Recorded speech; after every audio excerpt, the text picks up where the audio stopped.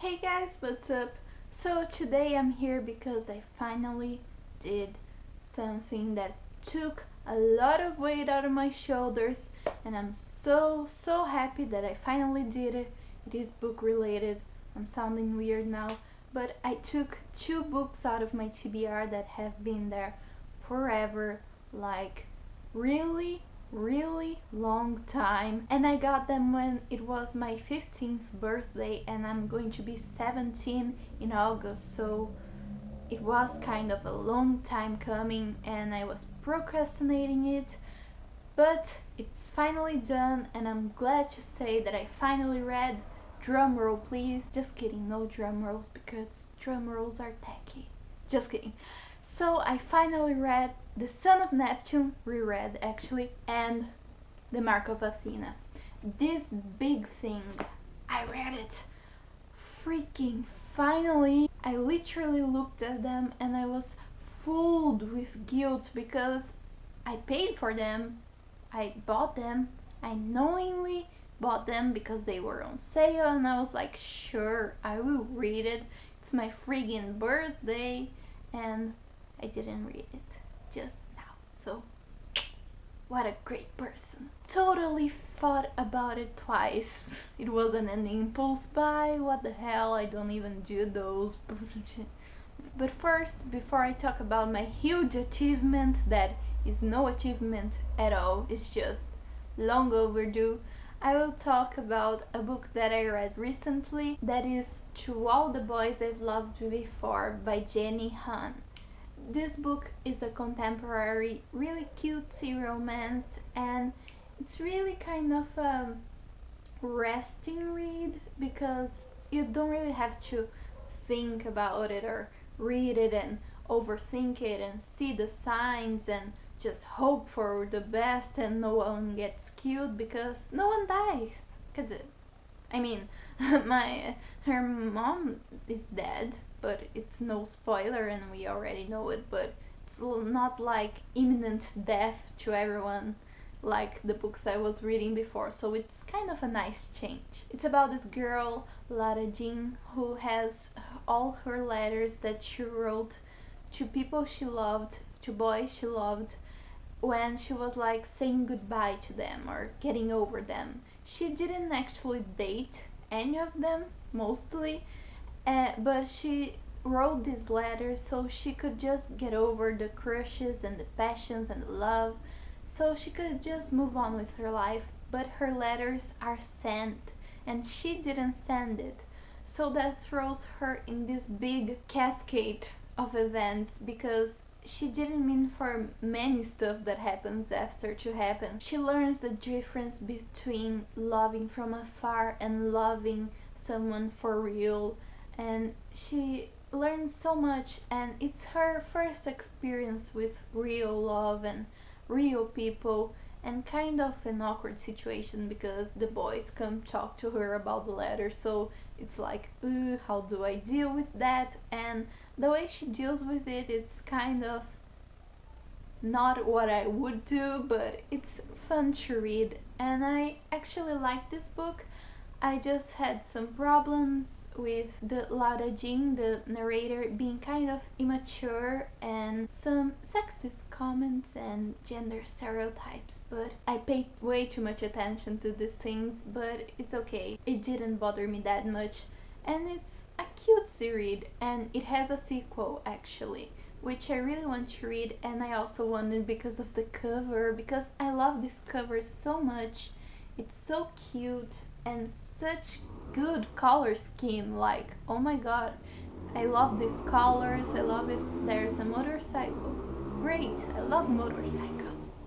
But anyway, the second book in the series is called P.S. I Still Love You, and I'm like, please just give me some answers, I just want something finished and final. But I'm excited to read the sequel, and I gave this 4 out of 5 stars because it gave me a cutesy feeling and warm and fuzzy when I wasn't feeling so warm and fuzzy before, but it made me feel happy. And I don't know, it's not like some dance book that you would read and find magnificent, but It's fun and I needed a fun read, and I am excited to read the next one because I really want to know what happens next. But you know, Brazil and the deadlines and the release dates, and nothing happens, and I freaking have to wait 2 years for books. The darkest minds never fade. I'm still not over it. By the way, In the Afterlight hasn't come out in Brazil. Like, Never Fade hasn't come out in Brazil yet. So, F all the editors. Why don't you just bring me the books? I need the books. But anyway, let's talk about my huge achievement that I am so very proud of. I finally read The Son of Neptune and The Mark of Athena, and I gotta admit, the first time I read The Son of Neptune, I gave it a 3 stars because I was reading up all this new content and these new characters and this new mythology, actually, not new mythology, but lots of new information that was kind of hard to grasp. And I had some trouble, and I had trouble remembering things.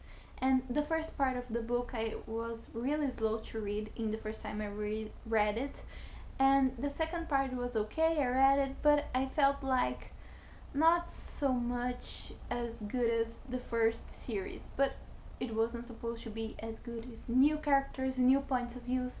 And I was kind of hoping for all Percy Jackson and, you know, his point of view. But now that I reread it, I really loved it. So let me tell you how I got into the mood of reading these books. I was in a big slump and I couldn't read anything. So obviously I got The Hunger Games again, and I reread all of them because they always get me out of slumps, and they make me kind of sad and depressed because they are kind of sad and very depressing, but that's what the book's about, so that's okay. And I really love the characters and all the story, so it got me going. And then I reread Fangirl, The Statistical Probability of Love at First Sight, and all of the Percy Jackson and the Lightning Thief series. And when I finished reading the Percy Jackson series, I was like, I need more Percy right now, like right now. But I'm away from home, as you can see by the change of background, and I couldn't get my hands on the 3 next books that I already own, so I was like freaking out because I was in the mood for reading them, and I was like, I'm gonna lose my momentum and I'm never gonna read this freaking book. So I finally managed to get someone to get me the books, and I read The Son of Neptune, and like, I read it so fast. I read it in 1 day. Like, I have been dreading reading this book for 2 years, and I read it in 1 day. And when I finished the book, I closed the book and I got Mark of Athena just as soon as I finished the book. Like, I finished reading this one and I was already on to the next. And the Mark of Athena was so much better than I was expecting. It was so good. Finally, I was already into the mythology. I got to know stuff, I knew stuff. I didn't have to keep remembering and keep looking in the glossary because I kept forgetting what was cohorts and legions and Roman stuff because I suck at Roman stuff. But now I'm kind of used to it, and I loved it. Like, I loved it so much. I loved it more than The Lost Hero, and I loved it more than The Son of Neptune. And I just was so happy to see the point of view of characters that we know and love so much. A certain girl with blonde hair and gray eyes, and I love her so much, and I was so happy to read from her point of view.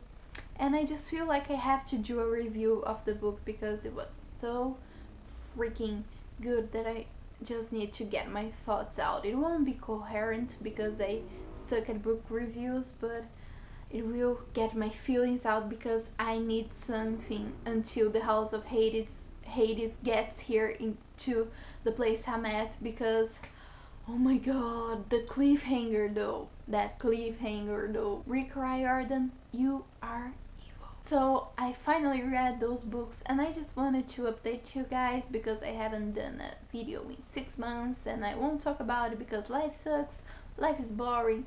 I was too bored to edit, and if you're still watching to this point, thank you so much. and I will be doing a review for the Micro Latina if you want to know more about my thoughts. And I don't know, just read something that you like and read something that you love. Don't feel the peer pressure to read it, because when you feel like reading it, you'll read it. I don't know why I just came up with that motivational speech. But anyway, thanks so much for watching, and I'll see you later. Bye!